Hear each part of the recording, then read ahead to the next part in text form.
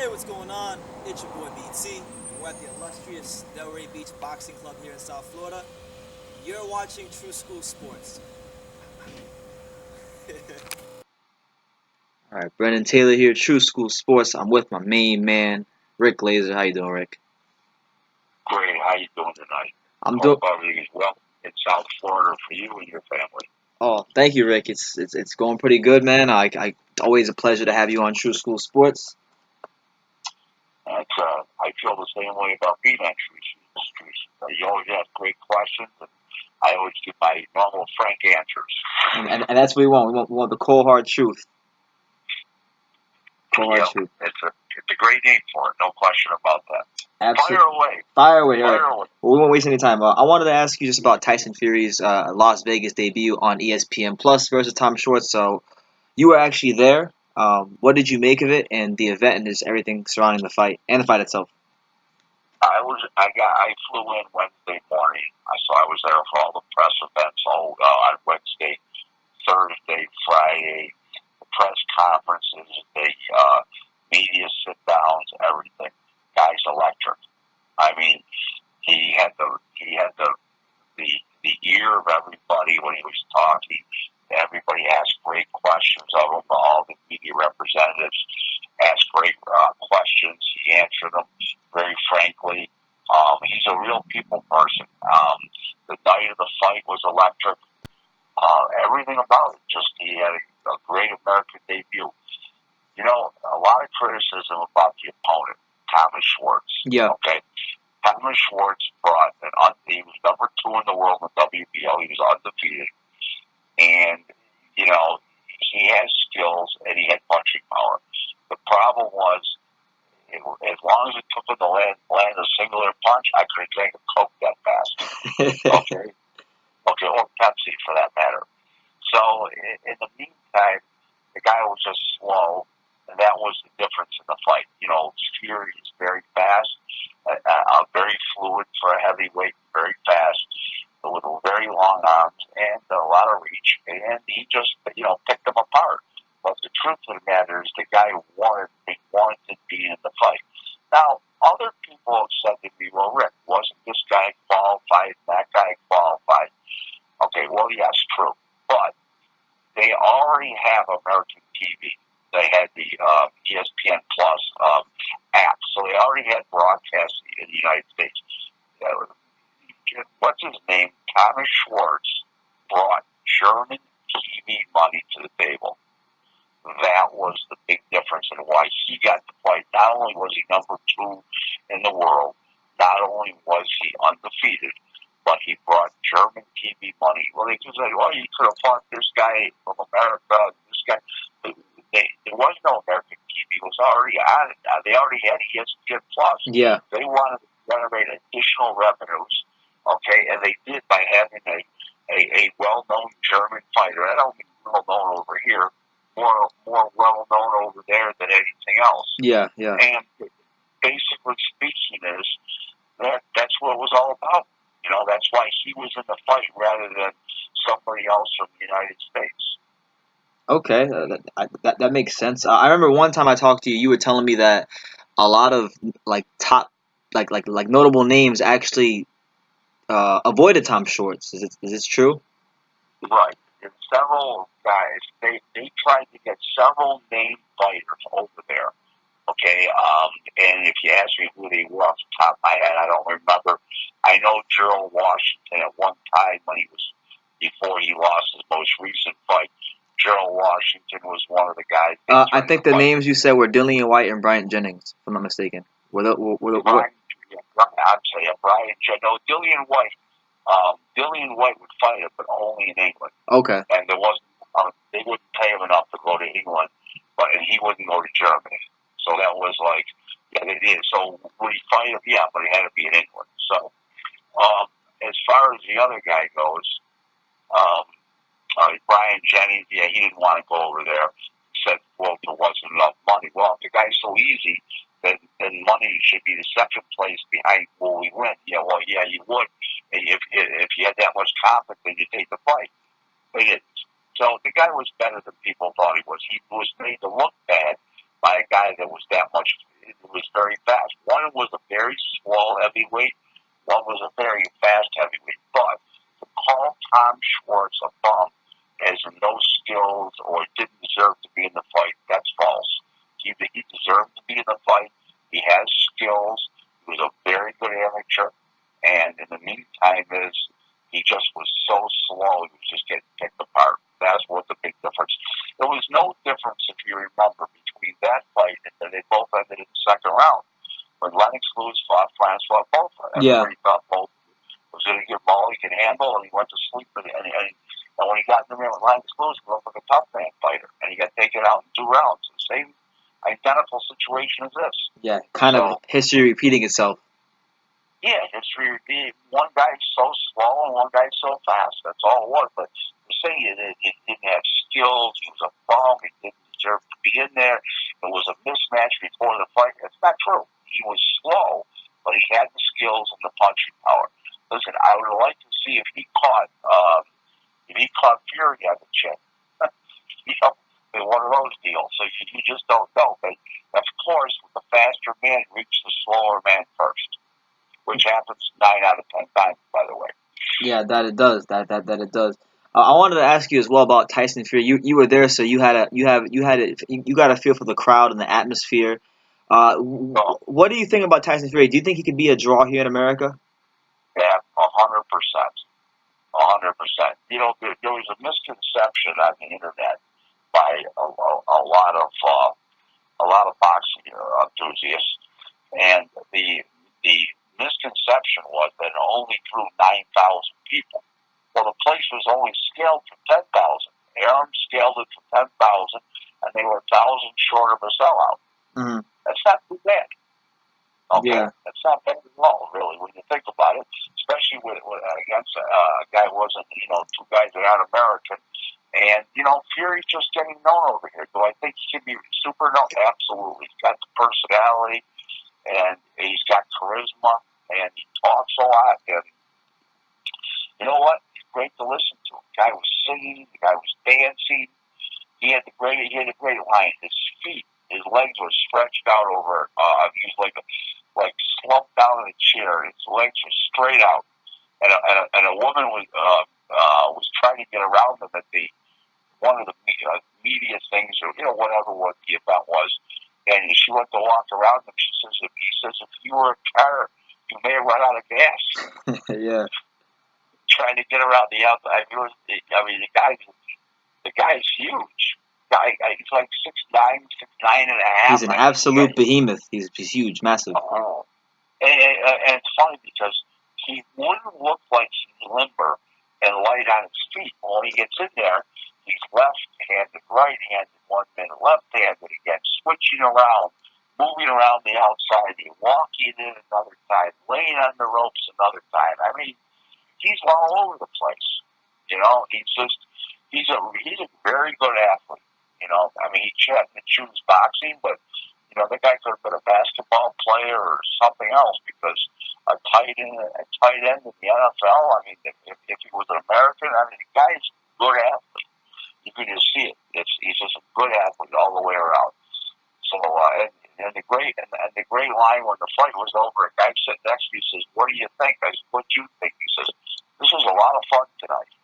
Talking about the atmosphere. And that's what it was all about. It was a great show. Excellent. That it was. He came out with the whole. He had the whole Apollo Creed get up, kind of recreating the scenes from Rocky 3. Yeah, welcome to America. Yep, definitely did. So what else we got going on? This is the last thing I wanted to ask about Fury. I want because I saw this on the internet and I wanted to see if you could verify this for me. They said that even though the numbers reported were 9,000 tickets, they said they only sold about 5,000 or 6,000. Is that true or no? Well, it's a misconception. Okay. Because it's a misconception. 6,000 was sold to the public. Yes. But the fighters themselves got tickets for their respective fans that came over from Germany and England to distribute. So their promotional teams distributed those tickets. But the ones that walked through the door that paid were 6,000. That's correct. Okay. But that's like right on par with what Andre Ward did in the Kovalev rematch. Well, I'm just 6,000 telling you paid. that I didn't think it was a bad crowd at all. It was a No, very. I'll tell you what. it seemed lively on television. To say the least, it was a very enthusiastic crowd. I was there. They were jumping up and down, and they were excited when he come out, and all the hoopla. It was fun. I mean, I haven't had that much fun in a fight since 1999 when Paul Spanafora won the IBF World Lightweight title. That's the last time I was where a crowd was that enthusiastic, and you know, and I mean, they went crazy. You know, they went crazy that night. They went crazy this night here. It was great. So I sat next to right 2 seats over from Jarrell Miller. Oh wow. Vander Holyfield was sitting on the other side of him. It's my boy. And, yeah, it was all good. It was all good. We had a very nice time. We had a lot of laughs and stuff like that. You know, I had the good line to Jarrell Miller. They said, "Look at this. He stopped long enough. He stopped to watch. Stopped eating just long enough to watch the fight." So I like that. What did he say back to you? He laughed. Yeah. He even thought it was funny. Yeah. The guy eats all the time, I guess. He's huge right now. I saw a picture of him with I think it was Joey DeWaco. He was like he was like 3 times the size of Joey DeWaco. Well, he always is. Joey DeWaco is only 5'8", so he's going to look really, really big next to him. And he's a big wide body to start with. So we'll see what happens when he comes back. But just remember, everybody, he's still undefeated. He didn't fight the last fight. It wasn't like he got tagged with a loss on his record. Mm-hmm. So he just didn't fight. So we'll see when he comes back. We'll see what happens. Come this fall. But he'll be in action in October, November. He promised you that. Yeah. What do you make of him being a potential Fury opponent? Because I know he's been reported to be a Fury opponent. I don't think if it's in New York State, if it's a mandatory guy who fights better, I don't think New York State's going to approve him, to be honest with you. After all they went through the last fight that was supposed to happen, with Anthony Joshua. So I don't think that that's a possibility myself. But listen, you know what? If they say, "Hey, we're going to take this event somewhere else," unless you approve of Miller, they just might say yes. But we'll see what happens. Okay. Well, we'll see. We'll definitely see how Fury's popularity in America rises, or whatever as it develops. Well, it'll definitely rise this next time. Not even because he had a fun night, in Vegas, and I think that'll translate to sports fans. Another thing is with ESPN, him playing on ESPN, with getting that Bob Arum ESPN push. He was on Sports Center. He's been on a whole bunch of shows, and they showed his fight, the highlights multiple times. Yeah. So I had a lot of. See, I'm going to explain something to you, Brendan, how I look at things. Okay, go ahead. People that are on Twitter about boxing and Facebook about boxing are what I call die-hard boxing enthusiasts. Yes. Okay. Now, then there's a general sports fan. Okay. Yeah, the casuals. The casuals. Okay. I must have had, I don't know, maybe a dozen. Okay, possibly as many as 15 people call me up, okay, and say to me, "Oh my God, I just saw this guy. It's huge, Tyson Fury. I just saw him on Sports Center. I just saw him here. I just saw him there." And people are saying, "Who is he? Who is he? I never heard of him before." So that's how you can tell. Yeah. Okay, how if and his quote coming to America was successful. When's he gonna fight again? I want to see him fight. Bah, bah, bah. These are people who need to see the fight. Just talk about Sports Center. After I got back from Vegas, a couple of days later, I went to my local bagel shop over here. Being the good Jewish guy that I am. Mm-hmm. And in the meantime, they're all asking me about this stuff. I said, "Oh, the big guy from England. What's his name?" He says, "Tyson." I go, "Tyson Fury." Yeah, blah, blah, blah. Named after Mike Tyson and blah, blah, blah. The whole shoot. "No, I want to see when they're going to fight again. Let me know." Blah, blah, blah. And this is the comeback stuff that you get is the comeback stuff that you get from general sports fans that are recognizing this guy for his talent, his charisma, his overall size, and I think it's very interesting. Rather than the old, okay, the guy that talks boxing on chess boxing on Facebook or Twitter. He's gonna know. He's gonna know. He's gonna know a Tyson Fury opponent. Let's say Steve Cunningham. Yeah. That he fought a while back. You know what I'm saying? So these are newbies. These are people that will bring on as potential fans. Yeah. I had a similar experience during fight week. I went to Publix to go get a sub, and I ran into one of my friends from high school, and he knew I was very big into boxing because he's friends with me on Facebook, and he was like, "Are you gonna watch the Tyson Fury fight?" And I was like, "Wow, I was surprised he knew who Tyson Fury was." But that goes to show you kind of like the promotion that ESPN is putting behind him. That's what ESPN can do. Yeah, that's exactly what they can do. So it's very interesting. It's very, very interesting. Don't forget one thing. Yeah, ESPN in America is as iconic and well known as Major League Baseball. Okay, Chevrolet. Yep. Apple Pie. Yep. Okay, it's part of our fabric of our American institution we call America. When you think of sports, you think of ESPN. When you think of a sports news show, ESPN. No, that's true. So, you don't get any bigger than that. That's an iconic logo. That it is. Fire away. Okay, staying in the heavyweight division, I wanted to get your thoughts on the Anthony Joshua Andy Ruiz fight. What did you make of it, Rick? Well, I had written 2 different posts on Facebook about it. I said he has the talent, but does he have the desire to win? Okay, and he always had the talent to win. Matter of fact, a guy put a tweet up that I had put up in 2014 that I was saying that Andy Ruiz is a future heavyweight champ and everything else. It's on my Facebook now. People making fun of you for that too, back then. Right, and people were making fun of me. Oh, you saw the tweet recently? I saw the screenshot and I read the comments. Right. Okay. And I thought he would beat, but then he had no desire. He looked terrible against Joseph Parker. He looked like he didn't even want to be there. Then he scored a first round knockout over that stiff Vargas from Ohio, and then it was a bum. And then the fight with Kevin Johnson, he looked like he went through the motions in that fight. So I just didn't know. And then he fought on TV. He looked fat. Then he gained 6 more pounds at this weight. And I wrote, what did he do? What did he do? He eat the profits off the taco truck? You did say that. I remember that. Right. Here you go to the biggest fight of your life. You're going to weigh 6 more pounds than you did the last time. You looked fat the last time. So I didn't think he had the desire, but he did. He come to fight time. Some guy, he didn't come to pick up his $4 million paycheck. He actually went in there to win, and he won. Styles make fights, and listen, this is the one thing that nobody talked about that fight. Okay, and I'm going to tell you what it is.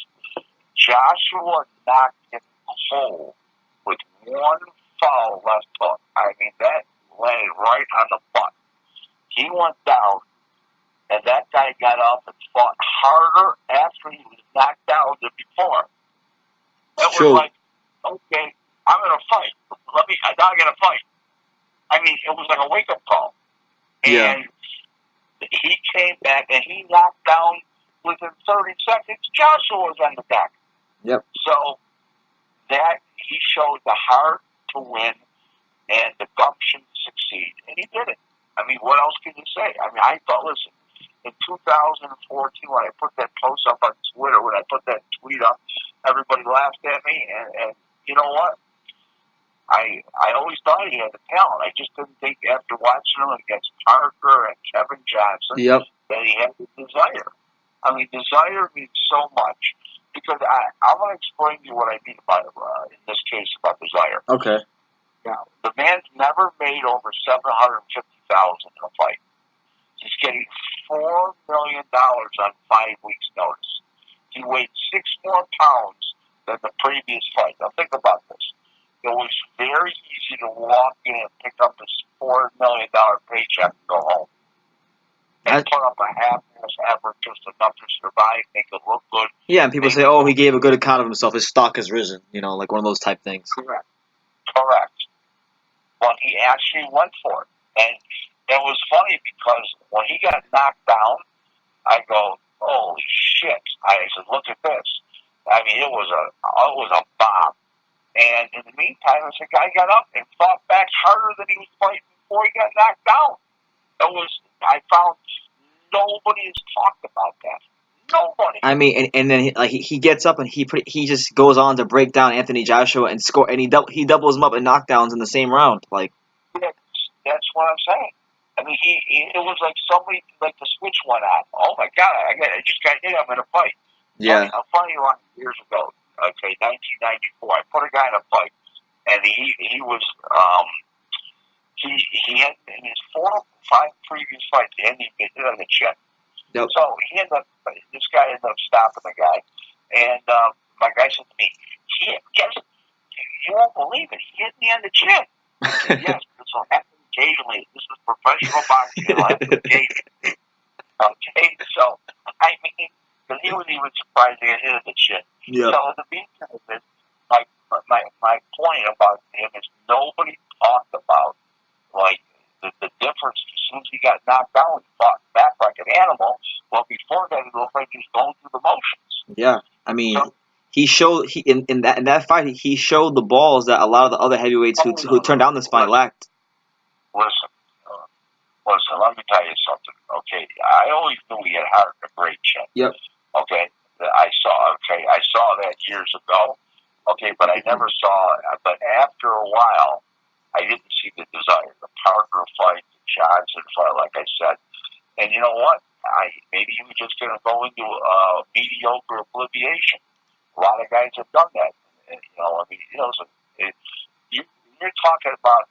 you're talking about a heavyweight champion, you're talking about rarefied air. Yes. A world heavyweight champ. So there's your answer. Okay. There's your answer. Who are you favoring in the rematch, Rick? Well, you think Joshua is going to get it done, or is it? You know what? I don't know. It's too early to tell. I got to talk to sparring partners. If you ask me, I don't know why Ruiz couldn't do it again. Okay. So that's fair enough. It'll be very. I don't know why I couldn't right now. Now, if I talk to sparring partners and I hear differently, and Joshua's fighting with a renewed vigor, and he's really doing good. Let's see what happens. But right now, it is what it is, and let's see what Andy. Who knows what Andy Ruiz is going to come back with, weighing 40 more pounds. Yeah, we'll see. We'll see if he has that same desire. Because I mean, I see him on Instagram. And he's going to this restaurant and that restaurant, and. I mean, yeah. Every time you turn around, the guy's eating. He's enjoying his championship run, win a little too much. I mean, come on. I mean, listen. I don't know. We'll see what kind of desire he has, and But remember what happened with Buster Douglas after he won the title? Yeah, Holyfield folded him up in the next fight. Right, because he just wasn't in no shape. I mean, he did partying, and Leon Spinks did the same thing with Ali in the rematch. Mm-hmm. I mean, it happens. It absolutely happens. So we'll see what happens. Okay. So what else you got? Following that loss for AJ, your main man, your boy Deontay Wilder, he came out on Twitter and called him a fraud, and he pretty much acted like he had beaten Joshua. I'll add, before you go a step further, okay, I know what you're going to ask me. Deontay Wilder should keep his mouth shut because he's the one that didn't fight him when they offered him $15 million way back when. Then they went up to $25 million, he still wouldn't fight. So, okay, now he can talk all the happy horse shit he wants. Yep. But the fact is, he never fought him when he had the opportunity. I bled. Deontay Wilder is just showing his stupidity when he talks like that. Okay, it's stupid talk because he didn't fight him. Okay, and he comes up with all, well, the money wasn't right, this wasn't right. They offered him $100 million, 20 million, 40 and 40. Still wasn't right. 20 million he got to fight for Brazil. $9 million he got to end up fighting Brazil for, and he would have gotten 40 million and 40 million. And if he would have knocked him out, he would have got another 40 million. And if he was already, if he would have got knocked out, he was already guaranteed the rematch for 40 million. No matter what, they were going to fight twice. Mm-hmm. I mean, why do we have to listen to this happy horseshit from this moron? Seriously. Yeah, I don't know, man. It's only happy because he thinks it's happy.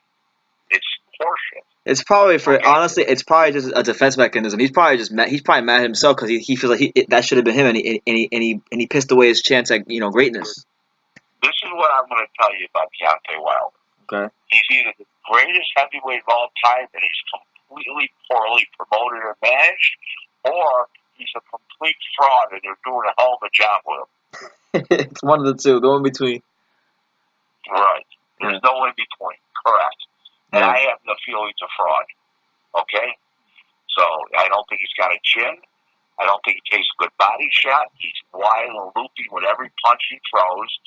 The only punch that was ever straight he threw was when he knocked out Brazier. Brazier, when he planted his feet, was standing right in front of him.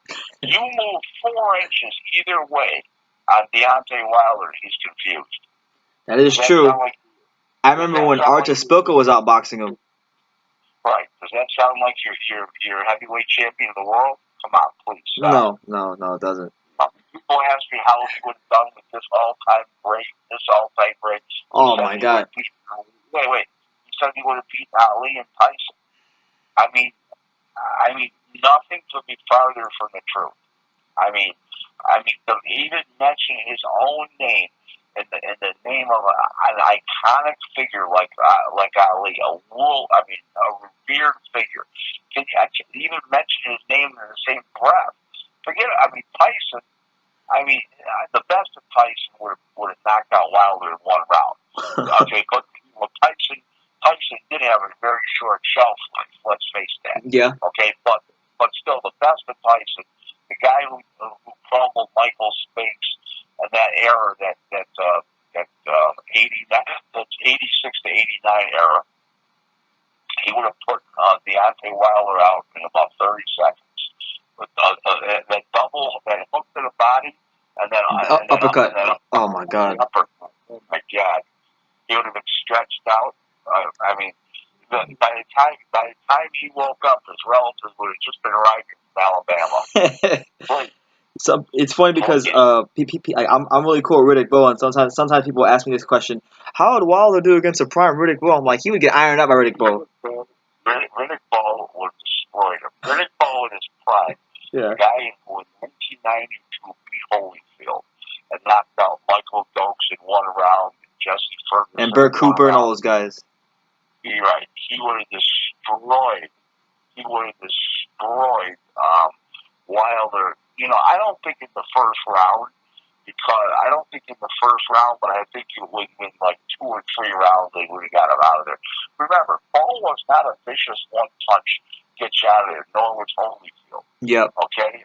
He wasn't like like Holmes wasn't. Get you out of there. Tyson was get you out of there 1 punch.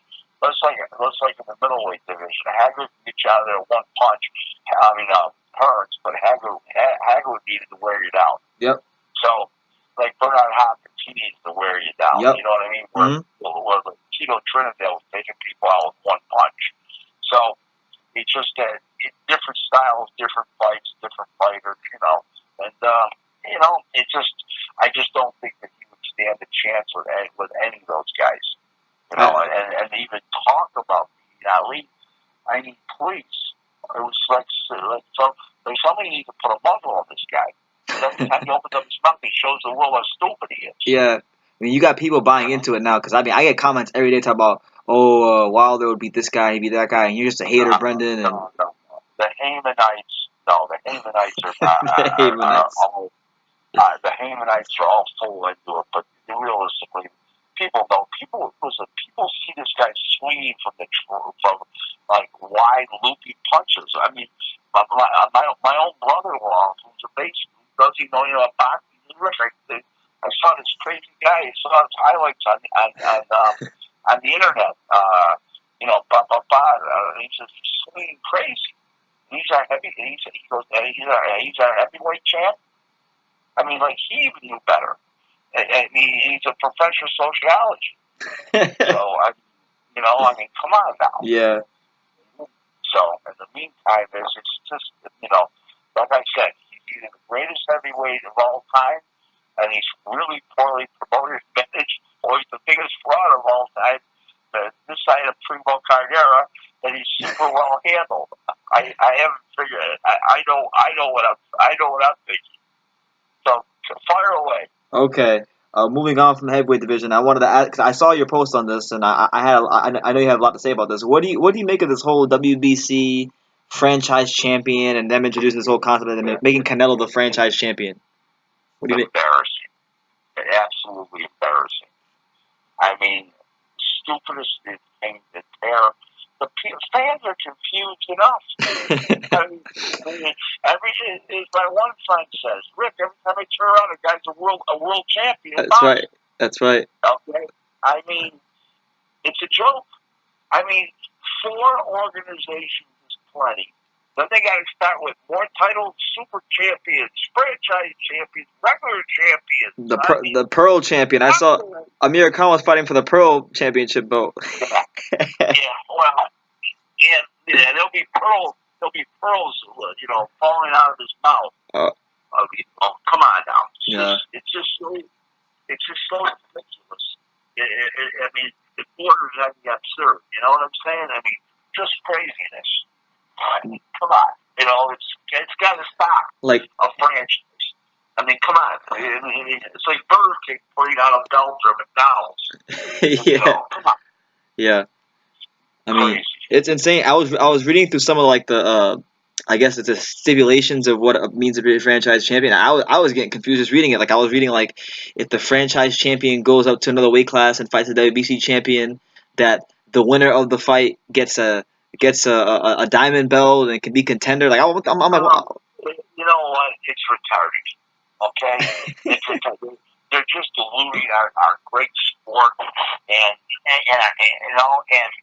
as I always say about boxing, and maybe it's not my crowning line, but I always say it's a beautiful sport, but it's a very ugly business. I agree. I mean, it is. It's just terrible. I mean, come on, stop with all these belts.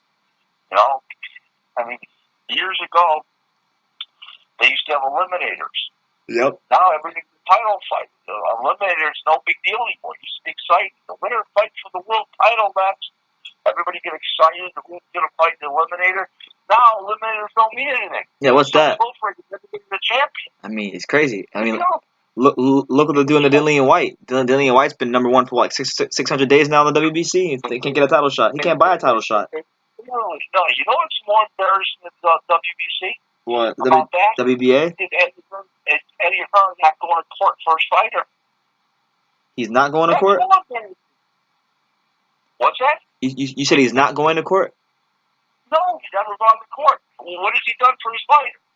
Yeah. Nothing. He's just playing the political game, going along with it. Yeah, he said he was going to sue him, but that remains to be seen. Come on. Your mother had balls, should be your father. Yes, you got a point. That's perfect. Come on.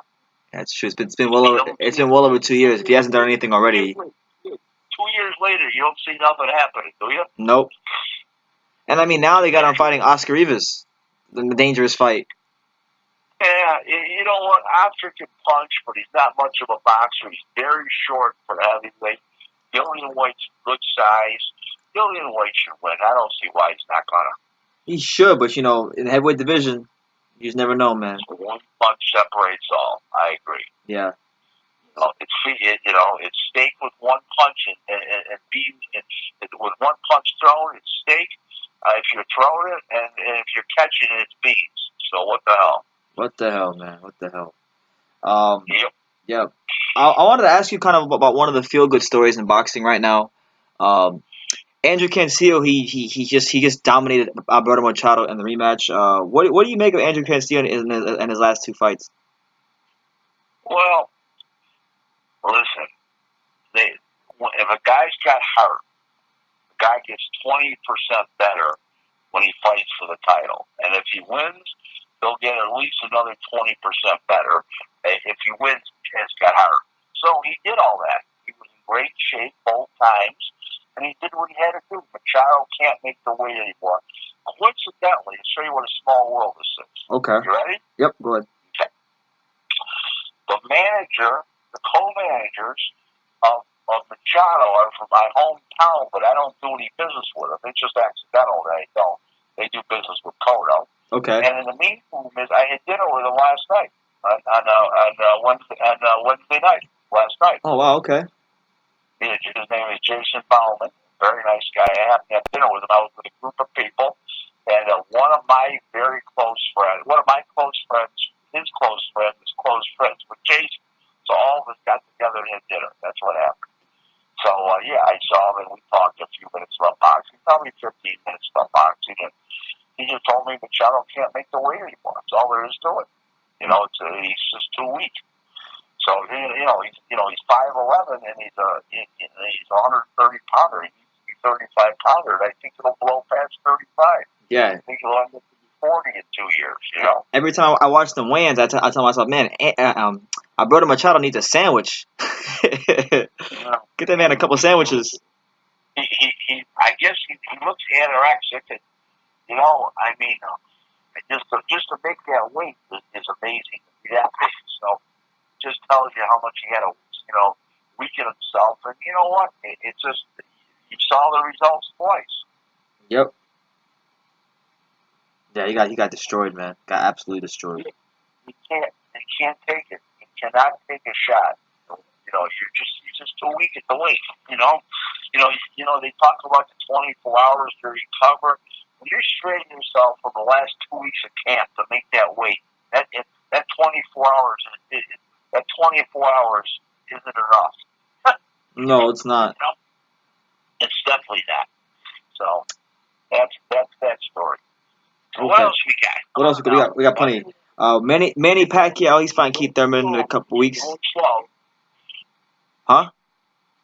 I said you're going slow. Speed him up. No, I'm kidding. All right, Rick.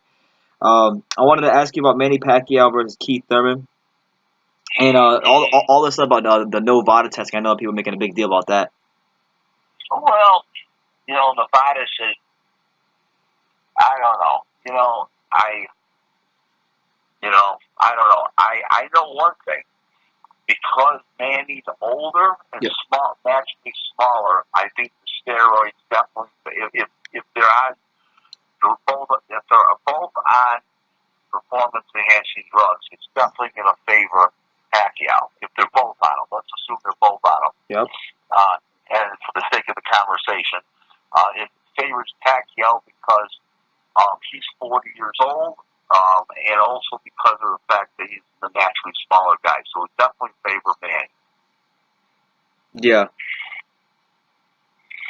they might. I know like Keith Thurman, he's been like he hired an extra strength and conditioning coach, and he seems like he's trying to bulk up to try to stop Manny Pacquiao early. So I'm interested to see like with all the no drug testing, if they're both on the juice, if what happens, how Keith approaches Manny, how Keith reacts to the left hand and all that stuff. Well, he just fought Jose Cesar Lopez. Last, and he looked like dog shit the last time out.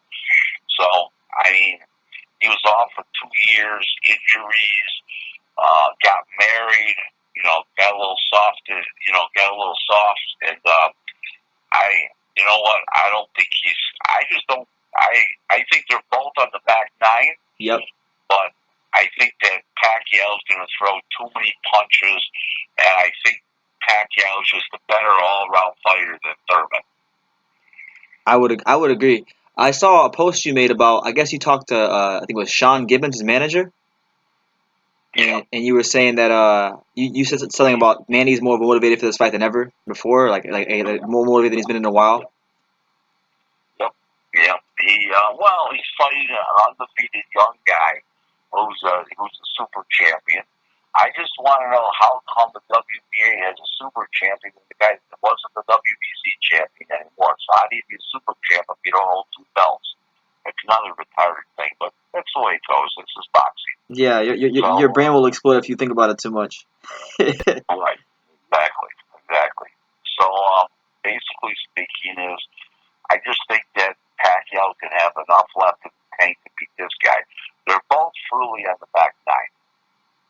It sort of reminds me of the fight between Calzaghe and Roy Jones in 2008. I remember that fight. Ended up Calzaghe's last fight. It should have been Roy's last fight. I wish it was Roy's last fight. He really tainted his legacy a bit there towards the end, getting stopped by like Enzo Maccarinelli and them guys like that. Oh, please. Disgusting. So, all right. Yeah, that's my fault. That's my thoughts on that subject. So what else we got here tonight? All right, we got plenty. Let's see. The Zone. There's a fight coming up on the Zone next month between Maurice Hooker and Jose Ramirez. I'm pretty excited for that one. What do you make of that matchup? I think it's a sensational fight. Anybody can win that fight. It's going to be a fantastic fight. Nothing short of a unification bout. Both guys are undefeated, even though I think Hooker's got a couple losses, a couple of draws. It's going to be a great fight in the ring because of styles. One guy's a pure puncher, one guy's a pure brawler, and it's going to be an action fight. It's going to be a really good fight. To me, it's a coin flip. I'm going to give the slight edge to Ramirez because he was an Olympian. Yep. And he was an Olympian. He's got that amateur pedigree that Maurice doesn't. It wasn't that great an amateur. I mean, he was a good amateur.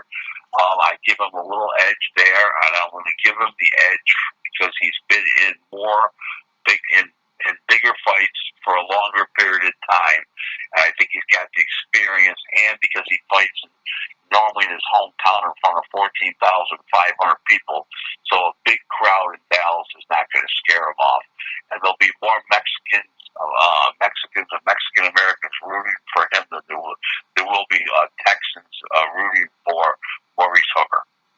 That makes sense. And like if you go back and you watch one Hooker's fight with Alex Saucedo, like Alex Saucedo kind of fights in a similar style to Jose, but obviously Jose is the more skilled guy. So I mean, I know it's not, you can't always use the triangle theories and things like that, but I would favor Jose myself as well. I think Jose is the smarter fighter of the two.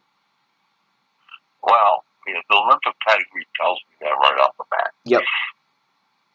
Yeah, and then like the winner of this fight, I recently did an interview with Chris Algieri. He said he's going to call it the winner of this fight. He's going to sit ringside and call it the winner of this fight because I know he won an eliminator against Tommy Coyle on the Joshua undercard.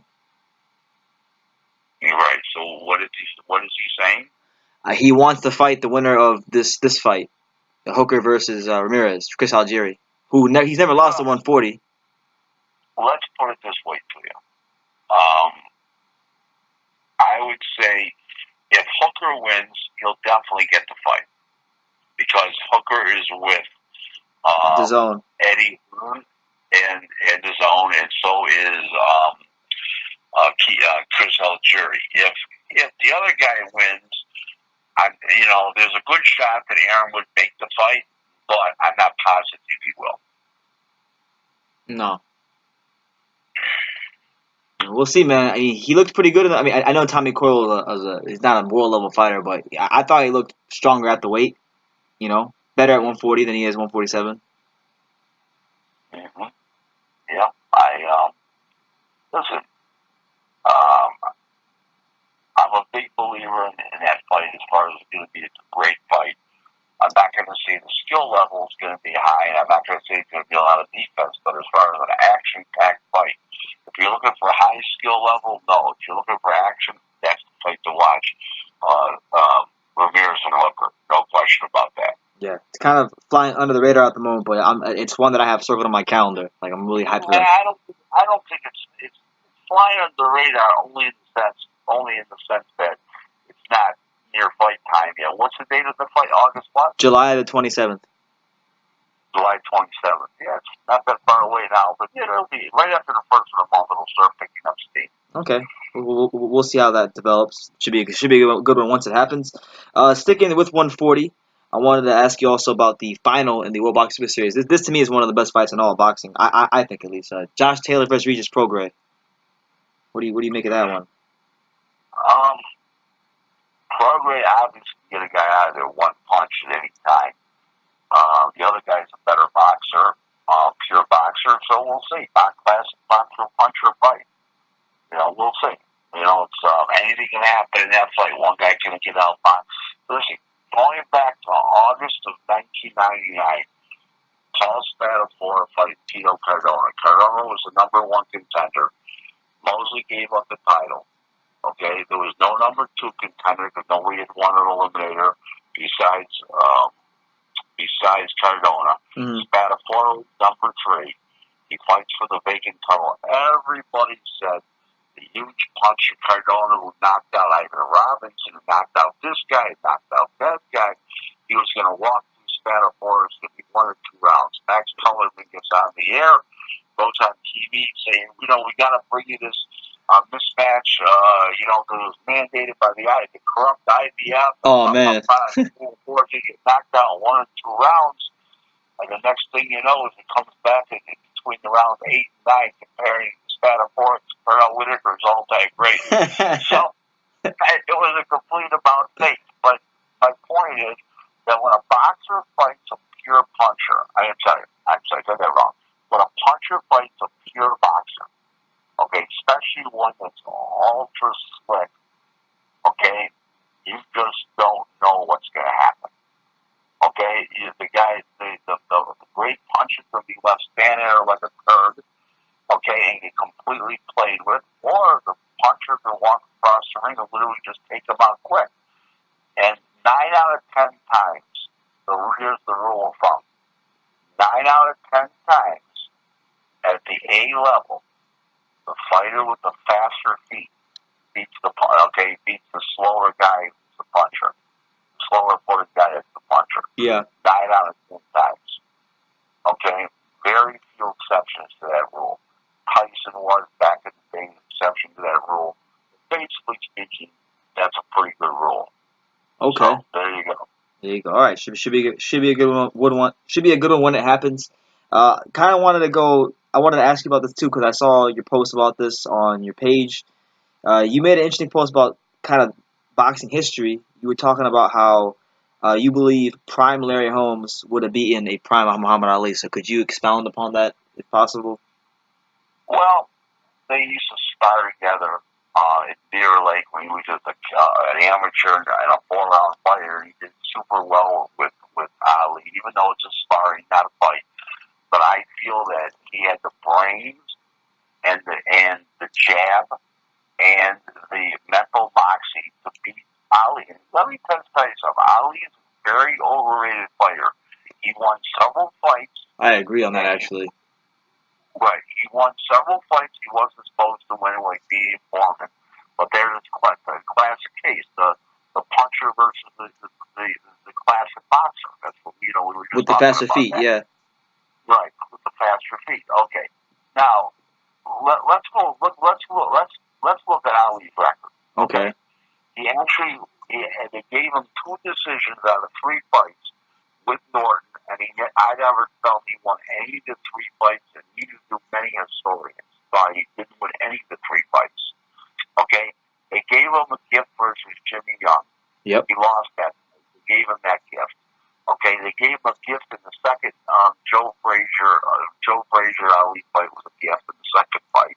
The third fight he definitely won, obviously. He stopped him and he was ahead, and he stopped him. But the first fight he lost. Okay, that means he didn't get the decision. The second fight he lost. So if you take just those fights right there, okay, just those fights right there, you got 2 gifts against, what do you call it? Norton. You got a gift with, Frazier. With Jimmy Frazier. Young.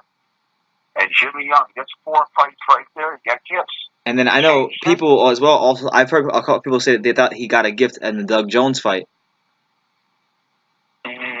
No. It's a funny thing. I never seen that fight. I only saw highlights of the fight. Yeah, I never really saw the fight, like little clips. I wouldn't call them highlights, by the way. I'm just calling them highlights. They weren't even highlights, but they were just little clips. They were clips. I've never seen the complete fight. Me neither, but I always hear it thrown around. What's that? I've never seen it for myself, but I always hear that fight thrown around, like, oh yeah, he got a gift against Doug Jones. Like, Well, wait, he might have, and I'm not disputing that. I just don't know. I don't know that to be a fact or fiction because I didn't see it. yeah, So yeah. I can't hold to the opinion. It's what I'm saying. I'm not saying it didn't happen that way. I'm just saying I don't know. I don't know it to have happened that way because I didn't see it. No, I understand. It's more like no knowledge rather than giving it an opinion. Okay. So Rick, is it fair to say that you believe that Larry Holmes was the greatest heavyweight that you've ever seen that ever lived? Do you think? No, Joe Louis. To me, these are the rankings of the top heavyweights. Okay, right? go ahead. Joe Louis, number one. Now, I'm not saying Joe Louis wouldn't have got knocked out 1 or 2 rounds by Lennox Lewis because he was so much bigger. Okay, and because Lennox, it's a different era altogether. But if Joe Louis would have been fighting in the era of the 60s and 70s, and he was the same size as those guys were, because they got bigger with years. Yeah. Everybody got bigger, like football players. Every sport. Yeah, athletes get bigger over time. Right. Well, yeah. So does man. Period. Mm-hmm. I mean, if you ever go to a Civil War fort, like Fort Niagara over here, Lincoln, they did all the bunk beds. I mean, they were like for people 5 foot tall. So we've all grown, you know what I'm saying? Both, girth, height, and birth. So what do I think? Joe Louis, number 1. Larry Holmes, number 2. This will shock you for number 3. Lennox Lewis. Yeah, that is shocking. I'll tell you why in a second. Okay. Number 4, Ali. Okay.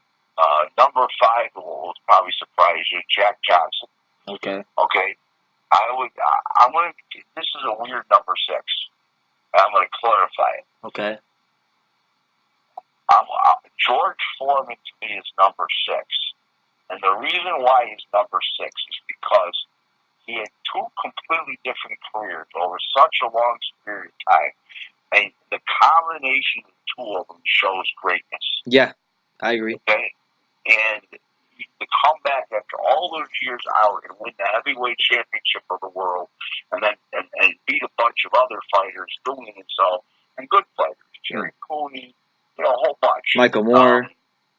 Michael, yeah, well, that was the heavyweight. Yeah, Michael Moore, but he beat good fighters, not a bunch of bums. And he's number 6 to me. But why is Lennox Lewis number 3? Here's why. Lennox Lewis was one of those fighters that improved greatly in his career. Okay, and when he went from the prior trainers that he had, and then he hooked up with Emmanuel Stewart, he got even better. And you know what? Between that, the height, the physical side, the speed, the power, and everything. Okay, did he have a good chin? Okay, he got knocked down with Lennox, with Oliver McCall. And Rockman. Wait, let me get to that. Okay. Well, first things first, the fight should have never been stopped right then and there. He was on his feet. It was a bad stop by a Mexican referee. He should never even been refereeing the fight. And in the meantime, as he was up on his feet, won the rematch. Then he gets knocked out by Rockman. Okay, he got knocked out. He wasn't in 100% shape to shoot that movie. I'm not making excuses for him. He did get knocked out, but he came back to win. Now, people say he doesn't have a good chin. Let me tell you something. That's bull. First of all, okay, he fought David Tuller. Ray Mercer hit him on the chin in a war repeatedly, and he never went anywhere. Wasn't even close to going down. Ray Mercer could punch. Yep. Okay, and he was never even close to going down. He fought David Tuller, got hit several occasions in the fight. And David Tuller, never went anywhere. So when Lennox Lewis was 100%, he had a great chin, a very good chin. Okay, very, very, way, way underrated heavyweight. I think with that power jab he had, the height, the reach, the physical strength, and he was just a ringmaster in there. He controlled the pace of the fight. He controlled the action. I definitely would say he's better than Ali. Dang. Okay, I really mad about Ali. Okay. I know people think I'm crazy. I don't think that's crazy. Lennox had a longevity. He beat great fighters. He avenged all of his losses. That's fair. Right. I still think Riddick Bowe would have destroyed him in 1992, but that's another topic. You know, you time out. I'm not disagreeing with you back then. But that was before Emmanuel, before he had his feet and hands come together in coordination. But guess what? They're the ones that threw the belt in the garbage can. Yeah. It's like another Wilder deal with Joshua. You know, Same thing. I don't think it. I think it is the same thing, but I don't really. I don't think Bowe is Wilder in that situation. I think Bowe is more like Joshua, actually. No. I think we'll see. I think Bowe was like Joshua because he was the money guy in the division, and Lennox was dictating terms to him. He was trying to. Right. He was trying to at least, and then like they had the whole 90-10 offer, and then Frank Maloney denied it, and then once Bowe decided to move on, they accepted it, and then it was what it was. Yep. Yeah. That's true. No question about it. You weren't even born then, correct? I wasn't, but I've read a lot about it because I spent a lot of time around Riddick Bowe, and he tells me a lot of things. So I research. I know you're not bragging. I know you're not bragging. You must be complaining about that. No, I love Bowe. Okay, I know you weren't born because you're 24 years old, and that was 27 years ago. Yeah, I know. He's actually one of my favorite fighters. So like, you weren't even thought of that, let alone born. No, I wasn't. But I like the way he fights for a heavyweight. You came out of the womb and your father wanted to buy back your introduction right away. Yeah, pretty much. My dad was still in the. I think my dad was still in the army when I was when Bowe had become I think WBO champion or whatnot. I think my dad was still in the army, so it was a while ago. I was there when he became WBO champ, January of 1995 at the MGM. He knocked out Herbie Hyde. Yep. I was there. Yeah, I just watched that fight the other day. Actually, he was putting it on. He was destroying Herbie Hyde. I know Herbie Hyde was trying to run from him. There was nowhere to run. No, unfortunately, there wasn't for him. One thing Bowe was a master at. Nobody talked about cutting the ring off. Very good at it. Yeah, very good. Very underrated at that. I honestly I love Bowe and I watch his fights all the time, and I probably don't even talk about that enough. Yeah, very good fighter. He was a complete fighter, inside, outside, great chin. Just got too fat in between fights and it caught up with him. He ate himself out the heavyweight title. Sure he did. Pretty much. No question about it. No question about it. So, what else is going on? Anything else? Any other questions? Well, I got at least 3 more. I got about 3 or 4 more questions for you. Fire away. Okay. I wanted to ask you, like, the decade is coming to an end. So, who do you have for like your front runners for fighter of the decade? Like, who are some guys you think of if you had to pick a guy? I would say this is funny. It's a great question. I would say Floyd Mayweather. Most people would think of fighter of the decade. Most people would vote for him. But I would say Andre Ward, because of the fact that I think Ward beat much better competition that was at the top of their game, rather than guys that were in the back nine. That were past it a little bit. Like Mayweather had a lot of good timing, and the guys he fought where Andre Ward fought a lot of guys at the peak of their career. That makes sense. I mean, he had the Froch fights. He had the 2 controversial Kovalev fights. But I mean, I'm not mad at Ward. I know he's gonna get a lot of votes and consideration for it. No, yeah, I would. I'll also tell you that even though I don't think he's gonna win, I don't think he's gonna win anything like that. But Canelo, as far as overall, he's pretty good. He lost to Floyd, but I definitely think it's going to be Floyd. But I really think that I would myself would be voting for Andre Ward, to be honest. Okay. No. Yeah, Andre Ward. He has a pretty good resume. For me personally, I think I would go with Roman Gonzalez. I think Roman Chocolatito Gonzalez should get some consideration. I don't really think there's many fighters this decade that took as much risk in his career and actually like succeeded. Like in three of his four like fights where he won the title, where he won titles in 4 weight classes, he stopped the champion. You know, the only time he didn't stop the champion. I get that, but those, you know what? I mean, I like the little guys. I love the action, and they're all, I always go by skill. It doesn't go by weight class. But you know, most people think you find people that fall out as jockeys at the racetrack. Yeah, I know. So I don't think that they're gonna. I don't think they're gonna vote for a little guy like that. I mean, they made him pound for pound king of boxing, so I think he should get more consideration. Yeah, but he's not gonna win. Consideration, yeah. He's not gonna win, but like I'm not like I keep hearing all these conversations about fighter of the decade. I don't hear his name, and it's kind of like pisses me off because he's such a great fighter. Yeah, well, he won't get fighter of the decade, but you know, I hope you have another reason to get pissed off besides that one. I got a couple others. I got a couple others, man. Okay, so Andre, what's your fighter of the decade? No qualms there. Well, what do you make of I never asked you about this guy. What do you make of the monster Inoue? I know we're talking about smaller guys. Inoue, what do you think about Inoue as a fighter? He's a beast. So they call him the monster. He's the monster. I mean, what? I mean, he's a monster. I mean, he's getting guys out of there one shot. I mean, what can you say? I mean, listen. It's all the results where guys are sprawled out as soon as across the ring. Look, I mean, they're just sprawled out seconds into a fight, minutes into a fight. Come on. Yeah. I mean, what can you say that's not already been said? I mean, you know, guy's a beast. An absolute beast. He's getting good fighters real good fighters out of there with one blow. Undefeated young prime world champions. Right, 2 rounds. Right. That's what I'm saying right there. So, what's there to say? I mean, that doesn't need any comments from Rick Glaser. No, there's no.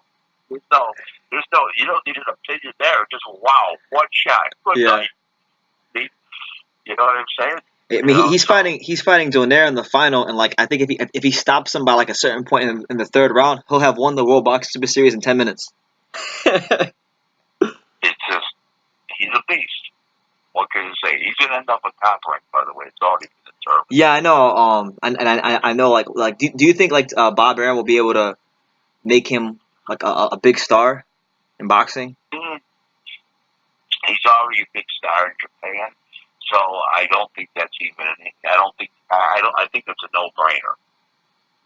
Yeah. You understand? In other words, he'll fight. He'll be like that. You know, what's his name? The middleweight fight Rob Brant in the rematch. Murata. Murata. He'll be like Murata. He'll be huge over there. They'll accept him on TV over here, and he's a beast. Yeah. This guy's a beast. I think he has more upside than Murata though, because like I don't know, when you see Inoue on the television. One is a good fighter, and one of them is devastating. I mean, apples and oranges, my friend. You're comparing a Volkswagen with an Indy 500 car. No, you're right. You're right about that. I think he has a great chance to become the pound king of boxing very, very soon. Some people, I know, like Steve Kim, he wrote an article on ESPN talking about he's the pound king of boxing already. Yeah, he's probably right. Steve and I are very good friends, great guy. Spent a little time with him out in Vegas, a few minutes, but not much because he's real busy. So was I. But a great guy, and he's got a very good opinion about boxing, and I concur with most things he says, including that one. Yeah. Now I listen to a lot of Steve Kim. Steve Kim's like one of those guys in the boxing game that I kind of like. I guess you could say look up to. I enjoy his work. But absolutely, a real professional, and he got his just calling when ESPN hired him. I said, Steve, I know I'm supposed to congratulate you. My only question is, what took ESPN so long? Yeah, I don't know. ESPN, I guess they weren't up in their boxing. No, because Steve's been a great writer for many years. Yeah. So yeah, shout out to Steve Kim and shout out to the monster Inoue. Rick, who do you think are like some of the underrated fighters in boxing today? Like who do you think is like the most underrated fighter in all of boxing right now? You know, I don't. Years ago, there used to be sleeper fighters before the internet came along. Yep. But now, with everything being shown in some form on the internet, whether it's ESPN Plus, The Zone, whether it's clips from another fight, Yep. whether somebody doing it on their camera and their, or and putting it on their Facebook, there's not that many sleepers around anymore. There used to be. Yep. Like back in the day, Paul Spadafora was a sleeper. Before he became the champ. He was a definite sleeper. I would say the biggest sleeper, believe it or not, is the kid that I have, Keith Conley, that I have. I can't even pronounce his last name. They call him the Chechen Wolf. He's 3-0 with 3 first-round knockouts. He's from Toronto. He won the Pan Am Games, the gold medal. He beat the Cuban. He was an Olympian and got robbed. He's got a pro style. He's left-handed, huge puncher, very aggressive. And here's the kicker. He fights at 140, but he's 35 pounder because in Ontario, Canada, where he's from, the provincial, they have same-day weigh-ins at 12 o'clock in the afternoon. So he can't make 35 on fight day, but he can the day before. So when he comes to the United States to fight, which is going to be, I believe he might be fighting. Matter of fact, I think he told me yesterday he's fighting on the Hooker show. Okay. Hooker the Mirror show. We signed the deal with him with Eddie Hearn, and Eddie's got we got a short-term deal with Eddie Hearn, and he's already 3-0 with 3 first-round knockouts, and I don't think any differently will happen no matter who he fights on July 27th. He's just a beast. So what's his actual name? His last name is a B. His first name is Arthur, and it's a real long Russian type name. The Chechen Warrior. That's his nickname. Wolf. Chechen Wolf. The Chechen Wolf. Okay. What weight class is he? Arthur. His last name is with a B. Okay. I can't pronounce it. What weight class is he at? He's gonna be 35. He's fighting 135. Okay. Yeah, he'll be fighting 30. He's a beast. He's a big, tall guy. He's 5'9", left-handed, big power puncher with both hands. He's a great amateur. And he's 23 years old. There's nothing wrong. He's got Keith Conley as his manager. He is the advisor. Mark Ramsey's the trainer who trains a lot of champions up in Montreal. And also Eddie Hearn's the manager. So he's got a complete, Yeah, he's got some power behind him. Some good names. Right. He's got an all-star lineup of people around him. That's good. All right. Well, may he have success. I hope he has success in his career. Hopefully. Yeah. It's a funny thing how it worked. Eddie, he was already trained by Mark Ramsey. Him and I got hooked up through a guy in Canada, an amateur guy. He said, "Rich, you got to sign this guy." Then I brought him to Keith. Okay, Keith and I signed him, and then Keith brought him to Eddie Hearn to promote him, and that's how the team got together. Yeah. Okay. He's got the best of all worlds. Oh, I look forward to whatever his name is. I'll find it out after we're done here. But like whatever his name is, I'll be looking out for him on the zone. Now that you brought him up. Okay. This is gonna be the last question, Rick. Gervonta Davis is fighting Ricardo Nunez. What do you make of where he's at in his career right now? Like, do you think Gervonta Davis has any chance to get it right and right the ship in his career? I think he's, as a human being, he's speeding to oblivion unless he decides to fly straight and change everything about himself. And I think as a boxer, he's being held back from bigger fights by Floyd Mayweather because Floyd has no stars besides him. So he's trying to milk this thing as long as he can because he's got no other real good fighters. So if Floyd had, let's say, 5, 6 real good world champs and real good money makers, he would throw this guy in front of a bus to see in a big fight. But he can't afford to do that because if this guy loses, he's got nothing. That is true. I was telling my dad that the other day. And what did he say? My dad was like, "Yeah, that makes a lot of sense because all of Floyd's fighters getting beat. Like Badou Jack's retired now. He just lost to Marcus Brown. Tabiti just got No, stretched. Billy Jack's not retired. He's not retired. I thought he retired. He didn't retire. No. Oh, okay. What's he getting? Nah, he didn't retire. Not that I know of. I Okay. was told he didn't retire. All right. Maybe I'm wrong, but he lost his last fight. Andrew Tabiti just got stretched by Torticos. Stretched? He got destroyed, ironed out, laid on the canvas. How about he looked like he was dead? I looked at it. I said, "Oh, he's alive. He's moving." That's after everybody coming around him. For Christ's sakes, was he out? Oh my God! Yeah, he got. Oh, That's a knockout of the year candidate for sure. That Tortico's right hand, man. yeah, he'll never be the same. It's over for him. Yeah, I mean, He'll be a shot fighter. He'll be a shot fighter. He was. You know what? He wasn't knocked out one punch. He was abused the whole fight. Then he got knocked out. that is true. For like 3 rounds before that, he was getting picked apart with that jab. Oh, gosh. Guy had no clue. That's what happens when you fight shit, and then you step up to the A level. You fight C minus, and then you go to A. There's levels to this, my friend. There's levels to this. There is. There is, and he missed the C pluses, all the B's, and then he got to the A, and he had stage fright. So that's the story there. Yeah. What else we got, buddy? What else? Speak to me. What else we got? We got let's see. Oh, what did you make of this weekend's fights on Fox? Like I know we had a Regan Diao versus Julio Ceja. That was a horrible stoppage. Well, but I thought it was. It was a bad stop. Regan Diao's legs are shot. He's not going. He can't beat anybody anymore. That's a champ. Or his legs are completely gone. So, he is 43. He's not 38. Let's get that on the table. He's 43 years old. I heard he was even old. I heard he was even older than that. He's 5 years old. Okay. Now, what's his name? Just turned 50. Ortiz. Yeah, Ortiz just turned 50. I saw him at the fights. Even my dad was like, "Damn, he's old." Guy's a geezer. Everybody thinks he's 40s in Dreamland. Yeah, I don't know what they're looking at. Yeah.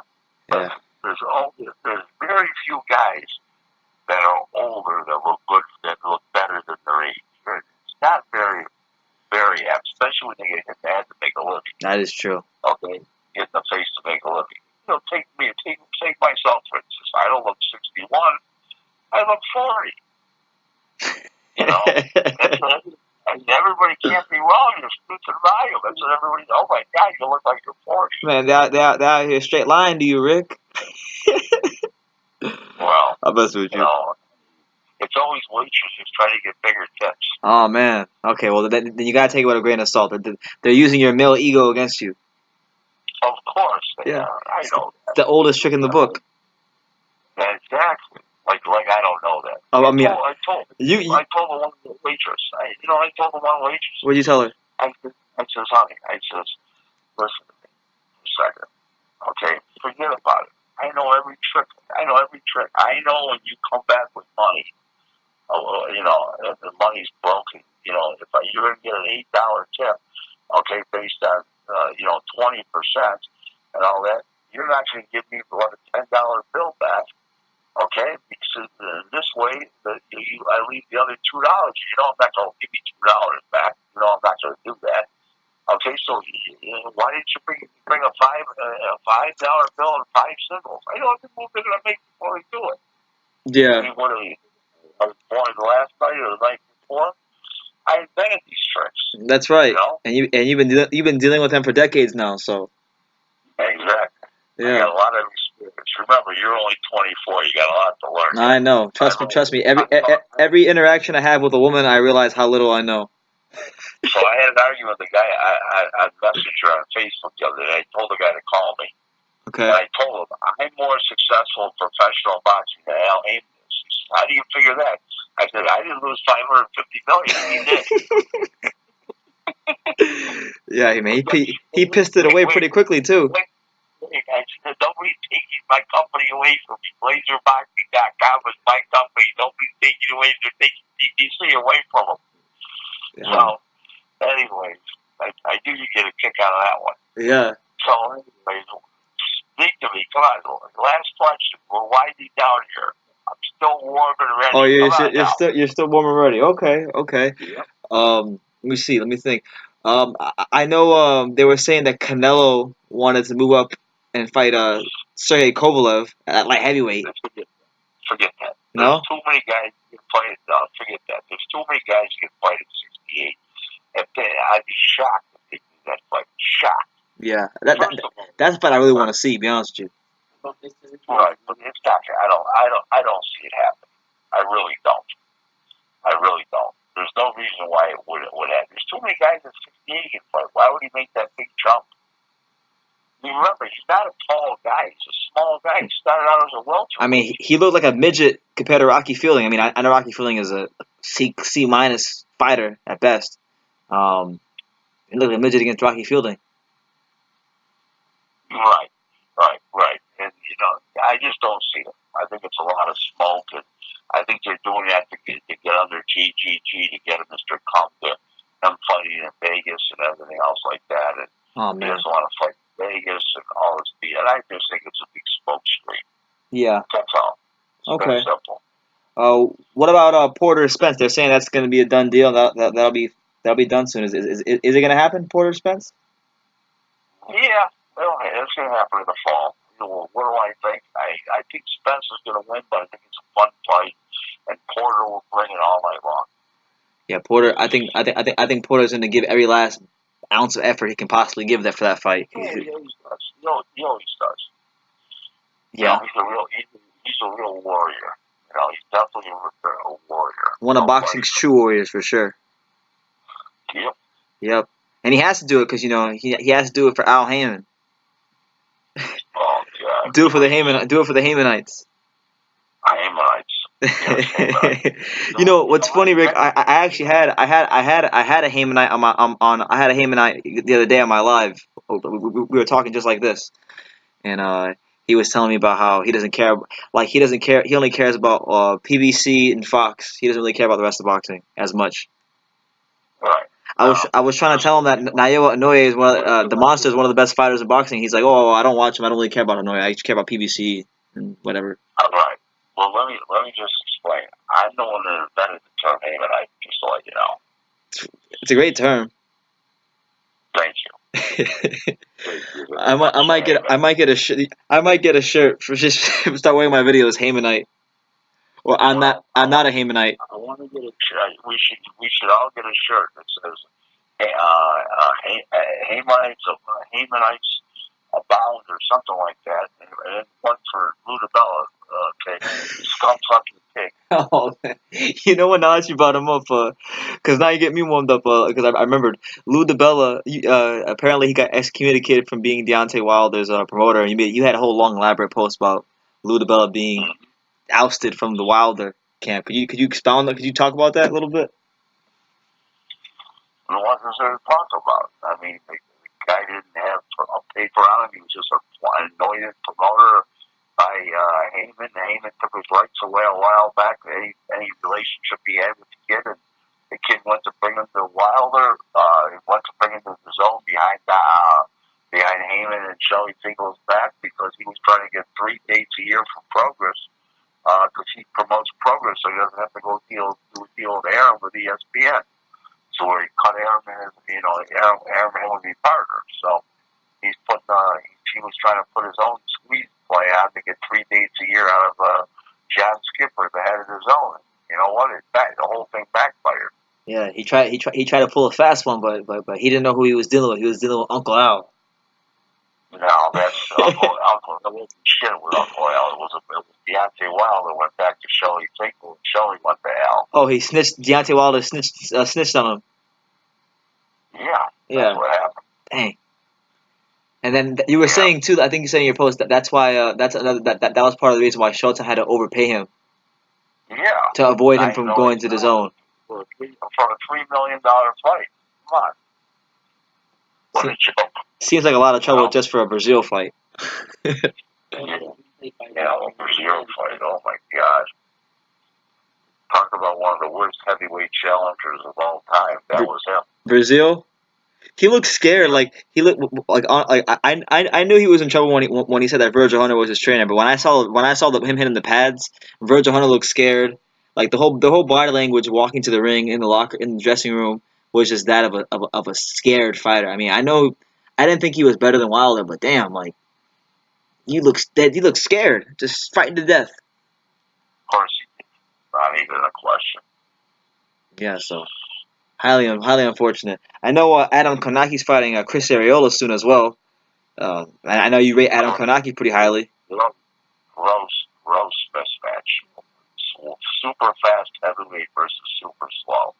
Gross mismatch. Yeah. The Haymanites love it though. And Ariel is completely shot ski. Oh yeah, he's been shot for a couple of years now. Right.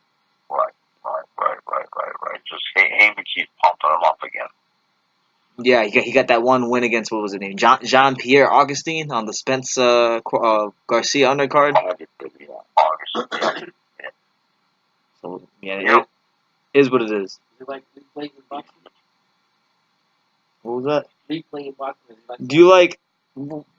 My dad's asking me like, do you think boxing should have replay? 100%. Like Not even a question. Yeah, The action is too fast and furious for a guy to make a split-second decision when there's a questionable situation, and it should go to replay. There's not even a question. Yeah. How do you think like what? Why wouldn't they do it? Take the human element of mistake out of it. Why wouldn't they do it? I don't know. I guess the answer I would give is maybe if they take the human element away, they'll say, oh well, we don't want to interfere with the purity of the sport. And wait, time out. Baseball, guys, that's the purest sport that there is. That's true. That's true. But this is boxing. There's no logic in boxing. Well, and football, guy, come on. We need instant replay. We got it. Like tennis uses it, for Christ's sakes. The balls are on the line. Yeah, they do. They do. Watching my boy Novak Djokovic, and yeah, if I don't end up pretty soon, but what can my balls on the line? Okay, we can't. All right. So, any final message, Rick? I just want to say thank you for having me. It's always a pleasure. I'm always available for you and your show, and all your listeners. It's a great show, and I really enjoy. When I'm not a guest, I always listen to what you have to say and what your guests have to say, and you always ask great questions. And that's why I like coming on your show in particular, because you know what questions to ask. A lot of current event subjects, and you compare past history to current, the fighters and stuff. And I like answering all those type of questions. You ask intelligent questions, and that's all part of it. And you're only 24 years old, but you got a great future. And Steve Kipp didn't start out at ESPN. He started out, he kept moving along and everything else. And you're on that type of a level. You're going in that direction. I appreciate that. That's pretty high praise. I rate Steve Kim highly, so to be compared to him is from a guy like yourself who's been in boxing for a long time is a very great compliment. So I thank you for that. Put it this way, you're 24 and I've been in boxing 4 years older than you are, 28 years. So there's your answer. That's insanity. That's crazy. As I told somebody, I came in boxing as a young man. I'm going out as an old one. That's it. You have a great evening. I love being on your show anytime. And signing off for this evening. All right, Rick Glaser. Thank you for talking to me, Rick. Everybody. Take care. God bless. Thank you.